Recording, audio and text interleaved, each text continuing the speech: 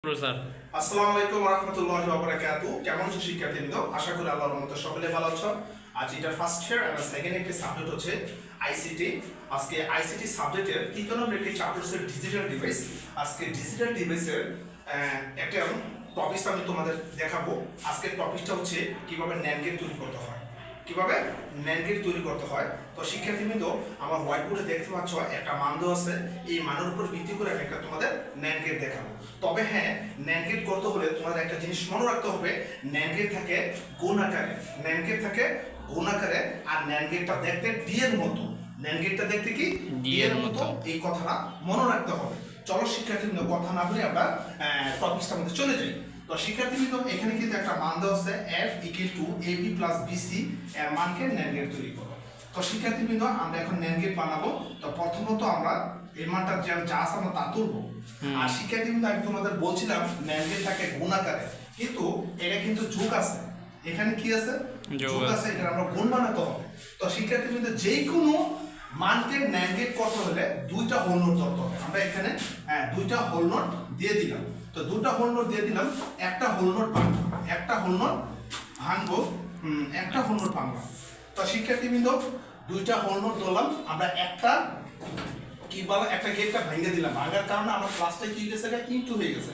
তার মানে সুতরাং এই মানটা সম্পূর্ণ গুণ আকারে তৈরি হয়ে গেছে। এখন আমরা গেট তৈরি করব, NAND গেট। তো শিক্ষার্থীবৃন্দ, এখানে ইনপুট আছে কয়টা? এ বি সি, তিনটা ইনপুট আছে। আমরা এর জন্য একটা ইনপুট আঁকবো, বি এর জন্য একটা ইনপুট আঁকবো, সি এর জন্য একটা ইনপুট আঁকবো। এবার শিক্ষার্থীবৃন্দ খেয়াল করো, এখানে একটা এ বি হোল নোট এটা আছে। এই হোল নোটের একটা NAND গেট। শিক্ষার্থীবৃন্দ, আমি বলছিলাম NAND গেট দেখতে ডি এর মতো। আমরা আগে ডি আঁকবো। এই ডিটাকে বলে কি? এই ডিটাকে বলে NAND গেট। মানে শুধু ডিটাকে বলে AND গেট। আমি যদি এটার মধ্যে একটা বাবল দিয়ে দিই, তাহলে আমার চলে আসবে কি NAND গেট।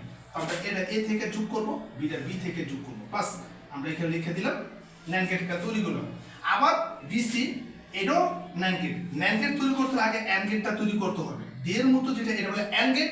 আর যেহেতু আমরা NAND গেট তৈরি করতেছি, এই কারণে একটা বাবল দিয়ে দিব। আইসিটি বা সেটা বাবল বলে, বাবল দিলে হয়ে যাবে এটা NAND গেট। তো লিখি বি সি হোল নোট। তো বিটা বি থেকে যোগ করলাম, সিটা সি থেকে যোগ করলাম। তারপর শিক্ষার্থীবৃন্দ, এখানে আরেকটা হোল নোট আছে। এই হোল নোটটা এই দুইটা গেটের সমষ্টি। তারপর আরেকটা NAND গেট আঁকবো এই হোল নোটের কারণে। NAND গেট তৈরি করতে হলে আগে আমরা AND গেট তৈরি করবো। AND গেট দেখতে ডি এর মতো, আর যদি AND গেট একটা বাবল দিয়ে দিই, তাহলে আমরা হয়ে যাবে NAND গেট। তা শিক্ষার্থী, আমরা কি করে দিলাম, এখানে যোগ করে দিলাম। আমরা এখানে তুলি f সমান A B B C whole not. তো শিক্ষার্থীবৃন্দ, আমার কিন্তু মানের উপর ভিত্তি করে একটা NAND গেট হয়ে গেল।